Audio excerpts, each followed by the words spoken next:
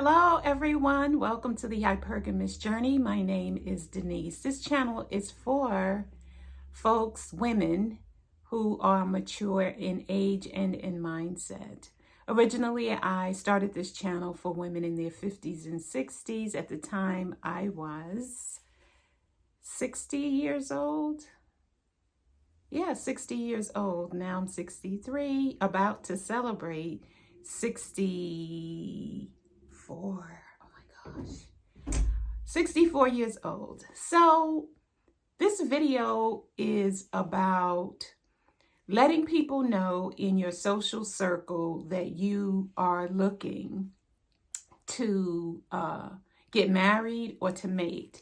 Mating is the same as marriage, but it's without the paperwork. You could move in together. Most people who are mated live together, but a lot of them live in their own separate homes and maintain separate finances and things of that nature. But they consider themselves committed to each other, but without the legal paperwork and without the titles. And at this demographic, many people across the United States are mating in this way.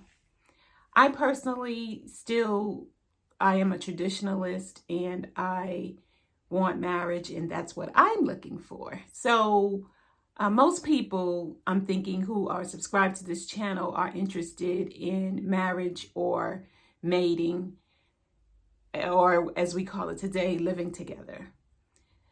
So I have struggled with this concept of letting my social circle and my friends and family know that I am looking to marry and I am looking for a committed relationship with an age-appropriate man who is ready to settle down, usually again, or he's looking to settle down for the first time and enter a committed relationship of marriage. One cousin in particular, I have told her and her fiance a couple of times, asked them, do you know any single men, age appropriate, who are good guys? And they both have said no on each occasion. Now, I am the cousin with the fiance, the female. I'm the cousin with the female. And so she introduced me to a guy who was the uncle of somebody she had met. And he turned out to be an alcoholic. He just drank too much. His pores smelled like alcohol. When we would go on our lunch dates, he just had that smell. So that didn't work.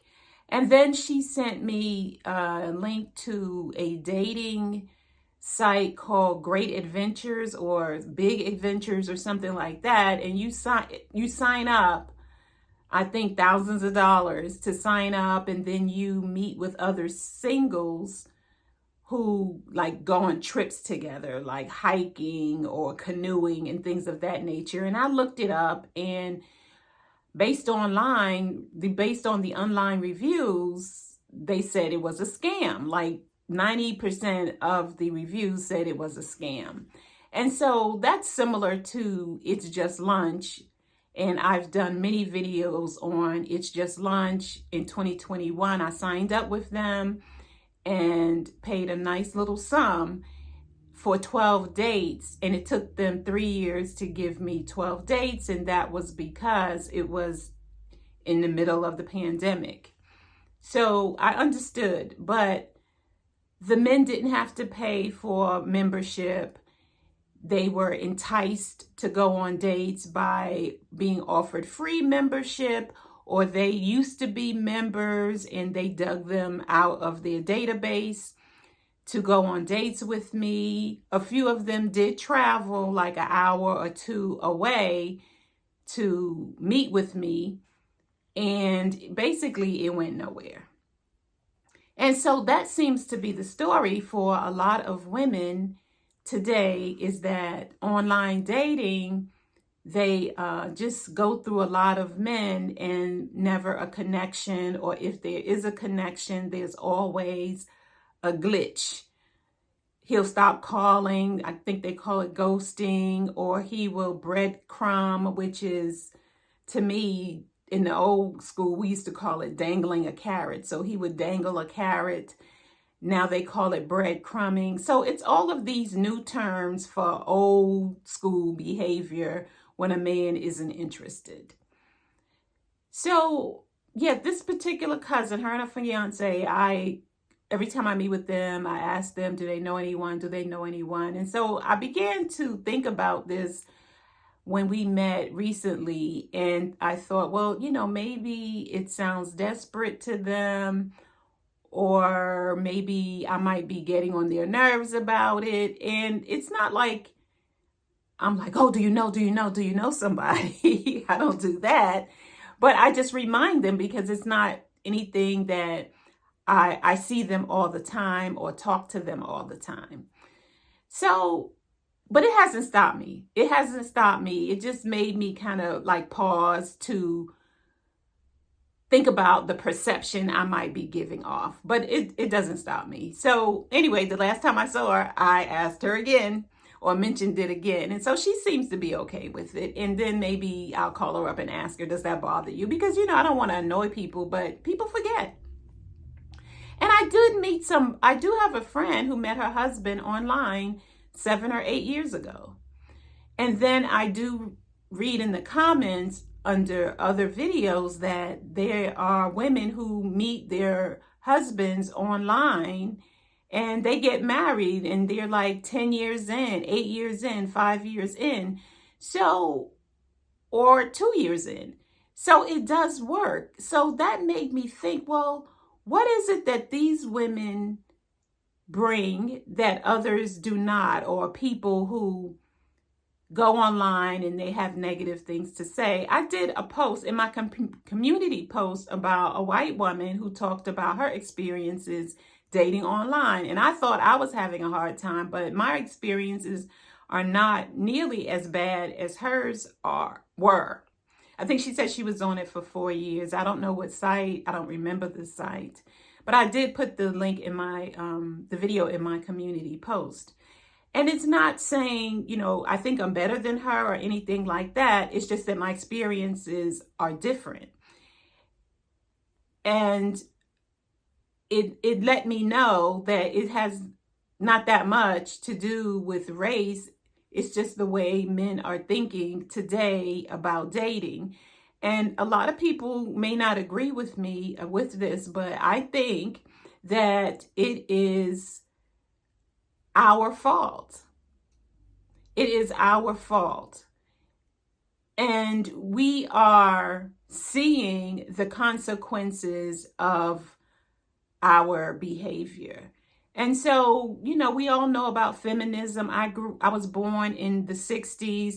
So I was the first generation to be told, go to get an education so you don't have to depend on a man. That's the way I was raised. And it served me to a point because I've never been married and I don't have children. And when I was younger, that was my desire. And honestly, I have met some good men throughout my hypergamous journey. I have met good men. They just weren't right for me, but they were good guys. Some of them, had questionable tactics, but men are just using the strategies and tactics and game that has worked for them. And it's up to us to discern, decipher, vet their level of interest in us. And one thing that cannot be faked for long periods of time is how a man really feels about you.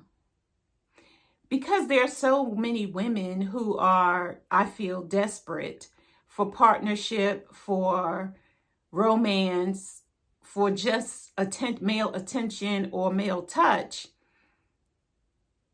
they will ignore all of the signs that this man really isn't interested. So the gist of this video is that mature women, mature Black women, mature white women, and probably mature other women of other nationalities in their 60s especially, we're all having difficulty. But I want to end this video on this positive note. Whatever your daily spiritual practice is, don't give up on it and continue to do it as you date. Do not become discouraged. And when you do have a day or a week or whatever period of time that you feel you cannot go a minute longer in this dating landscape, step away, breathe, go for a walk, turn your attention to yourself. Ask yourself, what am I doing? What am I not doing to take care of myself? My mental health, my physical health, my emotional health. And then do those things that get you back on track, feeling good about yourself. And put your foot back and put your feet, not one, but put your feet back into the dating landscape and continue moving forward, knowing that you will meet the one who is right for you. That's what I do. I'm not telling you anything different from what I do. That's what I do. And when I'm tired or I need a break, I just step back. Thank you for watching, and I will see you in the next video. Don't forget, I'm going to be coming up live November 14th at 7 p.m. Eastern Time. I have Affirmation Journals on YouTube. There's a very cost-efficient membership. There's a link in the description. I have merchandise, and these are examples of my Affirmation Journals on Amazon. Right there, right there, right there. I'll see you in the next video. Bye.